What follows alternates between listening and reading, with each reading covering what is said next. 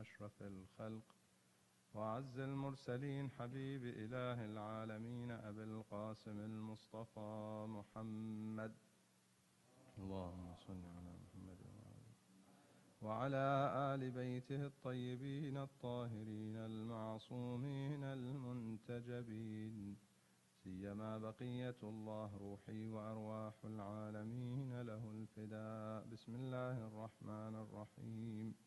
اللهم كن لوليك الحجة ابن الحسن صلواتك عليه وعلى آبائه في هذه الساعة وفي كل ساعة وليا وحافظا وقائدا وناصرا ودليلا وعينا حتى تسكنه أرضك طوعا وتمتعه فيها طويلا. قال الله الحكيم في محكم كتابه الكريم. بسم الله الرحمن الرحيم. إنما وليكم الله والذين آمنوا إنما وليكم الله ورسوله والذين آمنوا الذين يقيمون الصلاة ويؤتون الزكاة وهم راكعون. آمنا بالله. صدق الله العلي العظيم. اللهم صل على محمد وآل محمد. المؤمنين and mu'minat, brothers and sisters, Jumu'ah Mubarakah upon everyone. May Allah subhanahu wa ta'ala make this a blessed Friday for all of us. Assalamu alaikum wa rahmatullahi wa barakatuh. May Allah subhanahu wa ta'ala make us amongst the sincere lovers and followers of Amir al-Mu'mineen on this day.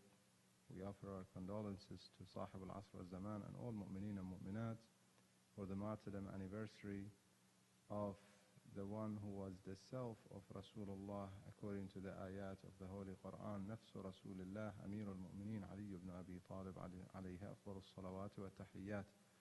Allahumma salli ala Muhammad wa ali Muhammad. The ayah that I recited, in fact, Mufassirin from all different groups of or schools of thought within Islam, looking at this ayah, they reflected on it and they reflected on the purpose of the revelation of the ayah, Asbabun Nuzul, and they clearly say it is the incident that occurred in the masjid when somebody walked in, was begging in the masjid of Rasulullah sallallahu alaihi wasallam. He was asking the mu'mineen for a charity. And at the time, Amir al-Mu'mineen was in his ruku', in his salat. None of the believers attended to him or paid any attention. And as a result, the man complained. He said, "Oh Allah, I'm going to complain. I came to the masjid of your Prophet, of your Nabi, and I asked and nobody gave me." In that very position, while he is asking and while Amir al-Mu'mineen is in ruku', he showed him his finger while he is in ruku', the one that has his ring. In other words, come and take my ring. And therefore the ayah was revealed that your guardian, your leader is Allah subhanahu wa ta'ala, number one. Secondly, it is his messenger. And it is the believers, all of them, no, those who establish prayers and pay charity while in ruku'. Now this is not a coincidence. Obviously, when we say something is asbabun nuzul, is the reason for the revelation, it clearly is stating a message. And the question I have is, when the ayah is saying your guardian or your leader is Allah subhanahu wa ta'ala, and then the messenger, and then putting with them as a qarina one of the believers, those amongst the believers who pay charity or pay zakat while in ruku', is it saying anybody who does that, or is it giving a specific person? And the Mufassirin, when they speak about it, they say it's clearly the incident that occurred and Imam Ali alayhi salam giving that zakat. When we read this, I want us to reflect on two things as we commemorate his martyrdom today. In fact, in the month of Ramadan, Amirul Mu'mineen was struck in ruku', or in sujood, in salat in other words. He was struck in salat. So establishing prayers is a clear message that Ahlul Bayt passed to us. And last night I discussed this, a reminder for all of us. Brothers and sisters, the most important thing in terms of establishing our religion is to establish prayers on time. Establishing prayers is not simply praying. يُقِيمُونَ الصَّلَاةِ. In the Quran, you never read an ayah saying those who pray. When it describes the believers, it does not say, I've never heard an ayah saying those who yusallun. It simply says those who establish prayers. يُقِيمُونَ الصَّلَاةِ. Upstand prayers. Establish. What is it referring to? It's referring to those who put salat as their number one priority. Salat is more significant than anything else in life, because it is their relationship with their Creator. Imagine somebody sends you on a mission, and on that mission, he tells you, I will not leave you alone. He knows everything about the mission, stage by stage, and how you can achieve the goal that is meant to be achieved in that mission. Yet, you are not familiar with it. It's your first time going on that mission or that kind of a journey. And he says to you, I will not leave you alone. I will be there with you, helping you. And if you ever need me, I'm a phone call away. You know, this common statement that people say, I'm only a phone call away. Yes? Allah subhanahu wa ta'ala puts us in this world on a mission. If we don't understand that, there's a problem. If we don't understand that we have a goal to achieve in life. If we think Allah subhanahu wa ta'ala created us for nothing, just to waste our lives, then we have to reassess our thinking. If we realize that we are on a mission in this world, then we need to understand what is the mission and how we can achieve the goal or the goals that are meant to be achieved. And the phone call away is our daily salat. Allah subhanahu wa ta'ala tells us, He prescribed it to us in a timely fashion, and then if you want to do it other times, feel free to do it. The timely ones are obviously the wajibat, the wajib salawat, and also the nawafil. The nawafil also have their times. The non-timely ones is any time you feel like you have a need, or you have a sadness. You're lost. I don't know where I am in this life. I don't know what my mission and what my goals are. What is the mission? Where am I in that mission? Imam Sadiq alayhi salam, he says, if you are ever doubting your path, if you are ever in need, you have a haja, if you are ever sad, you have sadness, he says, perform wudu, and if you can go to the masjid, otherwise perform 2 rak'ah, and in the sujood, speak to Allah subhanahu wa ta'ala. In that position is the closest to Allah subhanahu wa ta'ala. In another hadith he says, مَا يَمْنَعُ. What is stopping you if you're doubting? What is stopping you from making that phone call? No. What is stopping you from praying 2 rak'ah and speaking to Allah subhanahu wa ta'ala when you are in need, when you are desperate? This is the relationship that a believer should have with salat. Unfortunately, nowadays we have a strong relationship with our phones, and I keep using the phone because it has become our number one companion. It stands before wife, children, everything. Phones. You look at people, and often you go in when you went in the public transport maybe 20, 30 years ago, you could see people carrying books, maybe some, and some at least, I mean, looking around. Now everybody's looking down. It's not because they became humble, it's because they have the phones in their hands. The world has changed in that sense. But we have to realize that for us, the believers, it's not the phone that's going to take that depression out of our hearts and minds. It is not going to make us feel better. It might numb us for a while, give us that anesthesia and numbness. But it's not going to fix anything. What we need to do when we're doubting things, when we're in confusion, when we are desperate, when we are depressed, sad, is to stand up and do salat. And when it comes to our daily salat, it's kitaban mawquta. Brothers and sisters, we need to establish it not just by praying ourselves.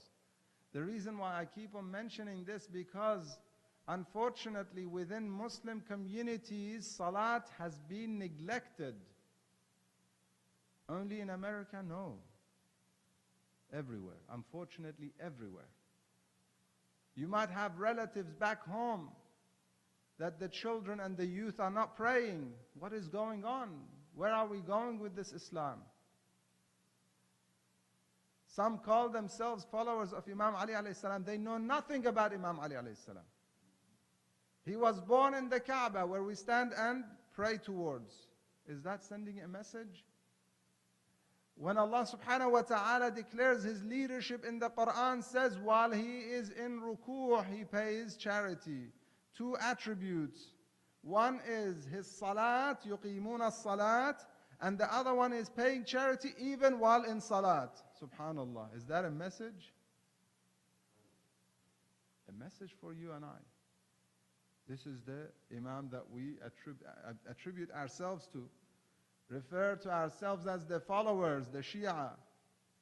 Far we are from that. This is his appointment of leadership and his last day and his martyrdom, in fact, that he was asking for. In every battle he would come to Rasulullah and he says, why is it not me?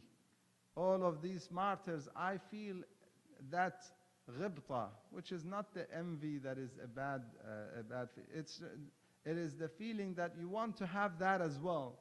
I have that envy or that feeling of wanting to have what they have, the martyrs. I want to be martyrs as well. The Prophet would say to him, Ya Ali, wait, your time will come. It is not yet. And it came when he fulfilled his mission and he shared his wisdom. And he showed the world the most just, the most beautiful example of human justice on earth as a leader and as a governor, as a government. He showed that to the world. Then when his time came, he went in salat as well. In fact, in the best position in sujood. Is that a message for you and I? Let us speak to the youth. Let us speak to everyone. Let us make sure that we are establishing the salat like Amirul Mu'mineen salawatullah wa salamu alayhi was.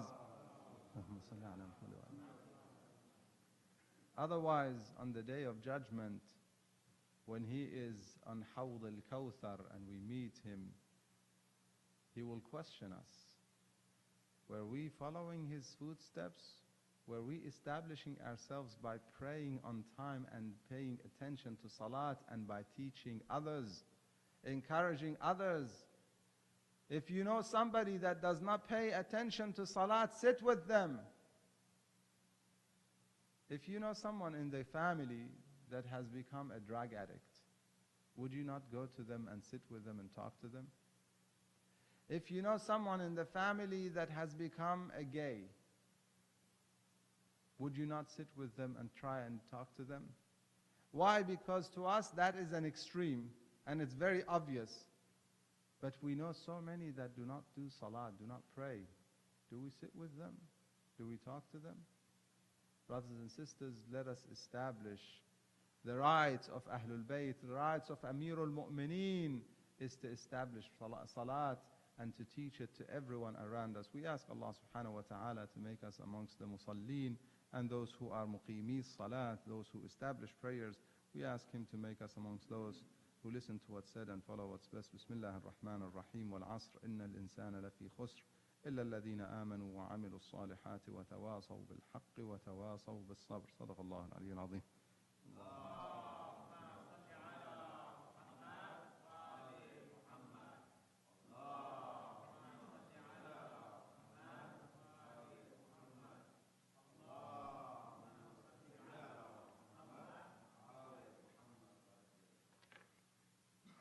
أعوذ بالله السميع العليم من الشيطان اللعين الرجيم. بسم الله الرحمن الرحيم. الحمد لله رب العالمين بارئ الخلائق أجمعين باعث الأنبياء والمرسلين، ثم الصلاة والسلام على أشرف الخلق وأعز المرسلين حبيب إله العالمين أبي القاسم المصطفى محمد.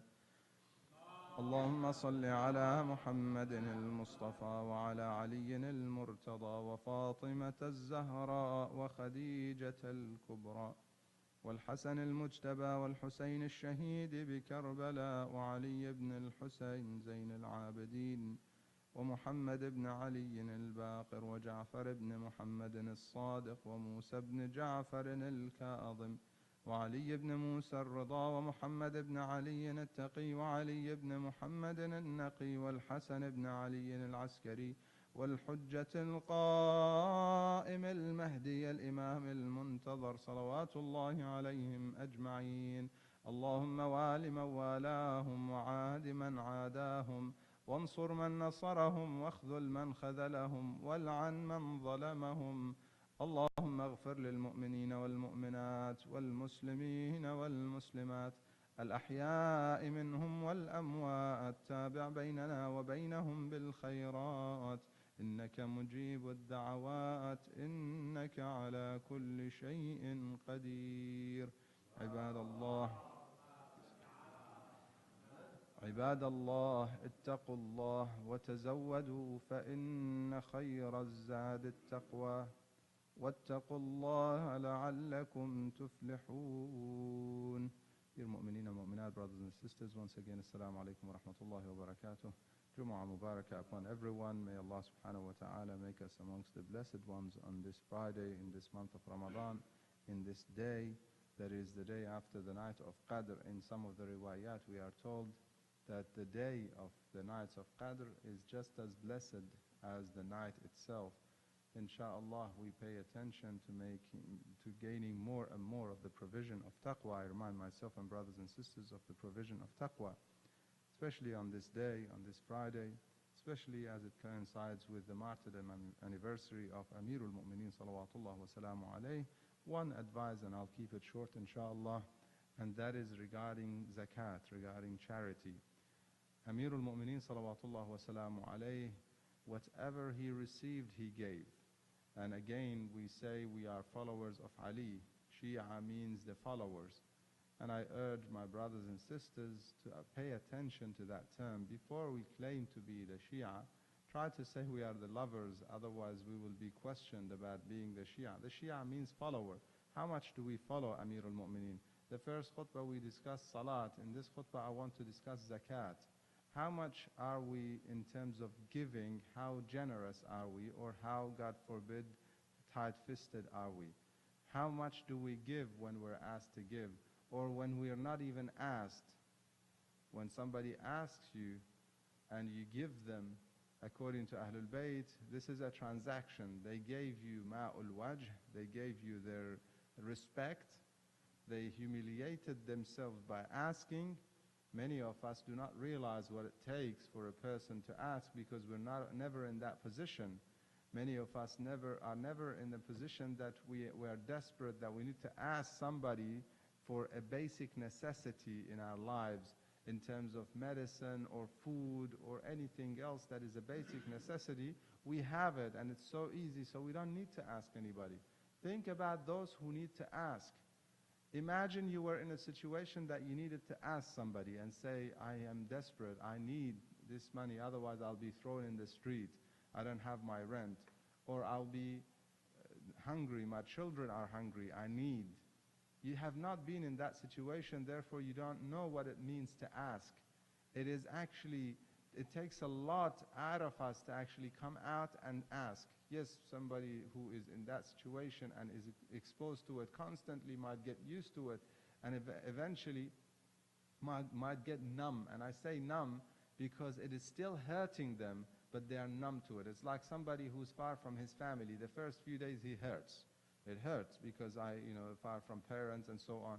Later on, he doesn't consciously feel it, but it's there. The feeling is there.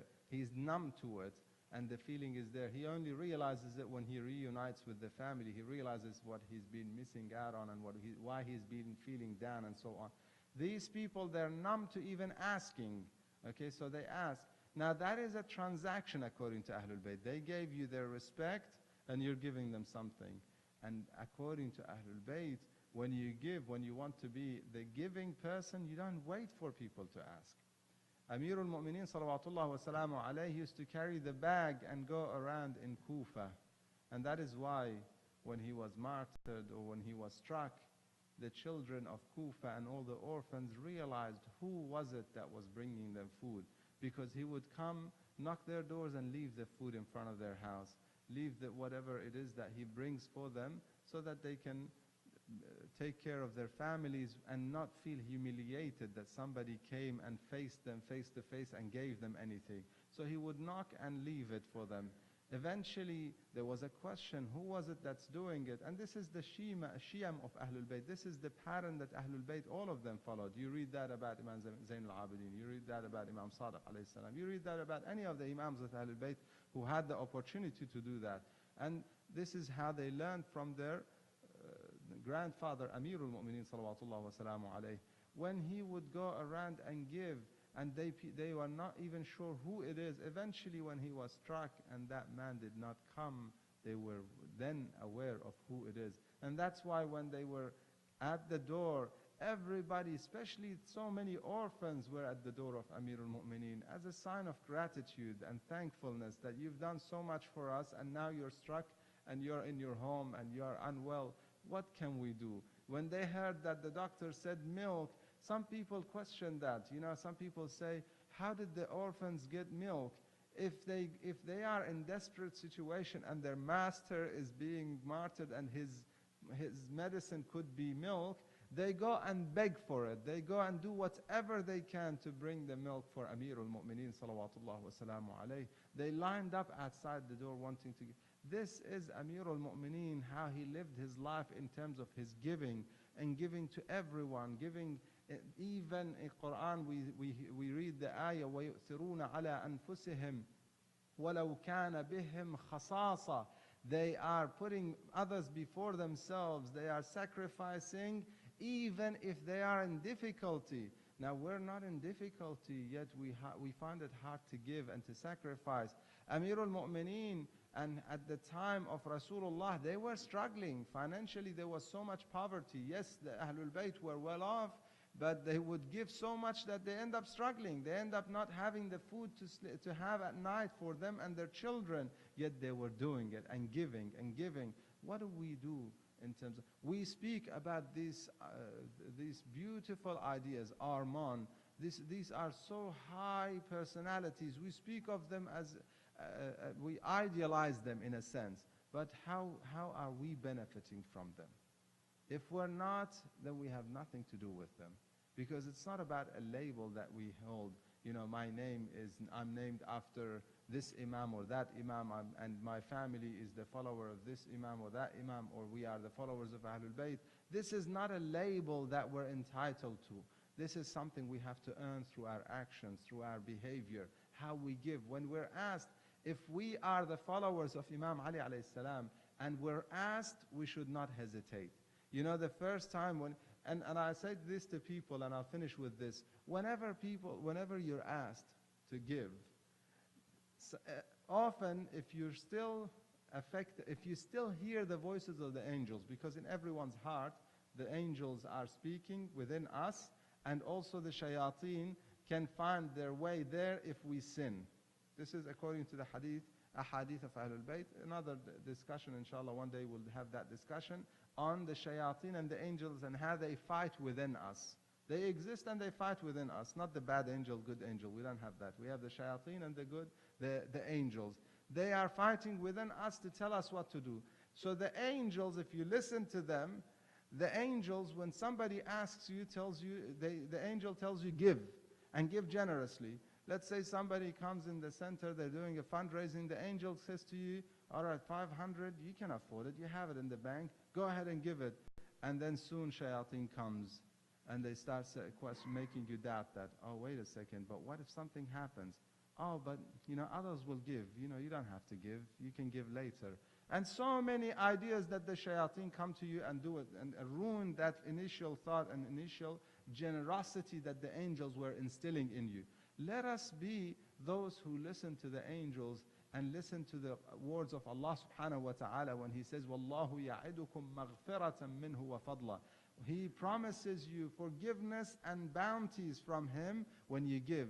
What about shaitan? الشَّيْطَانُ يَعِدُكُمُ الْفَقْرِ. He promises you that you'll be poor, you will be needy. Let us be like Ahlul Bayt when they gave in the descriptions that even their enemy says about them, or some of their opponents they say about them. They said, يُعْطِي عَطَاءَ مَنْ لَا يَخَافُ الْفَقْرِ. They give in a way that never fear poverty. They give so much, they give almost all what they have, never fear poverty. Let us learn this from Ahlul Bayt salawatullah wa salamu alayhim. And today, a Friday, and today in the name of Amirul Mu'mineen, don't delay it. Don't delay the sadaqat and the charities. Make sure that you give it today. Today is a Friday, and today is the day of the night of Qadr. And today is in the month of Ramadan. Several reasons why your amal, your deed will be multiplied. Do it today and don't delay it. Let us be amongst those who yu'tuna zakata, inshaAllah. We ask Allah subhanahu wa ta'ala to purify us and make our intentions pure and purify us through our actions and our wealth. We ask Him to make us amongst those who listen to what's said and follow what's best. Bismillah ar-Rahman ar-Rahim. قل هو الله أحد الله الصمد لم يلد ولم يولد ولم يكن له كفوا أحد. صدق الله العلي العظيم.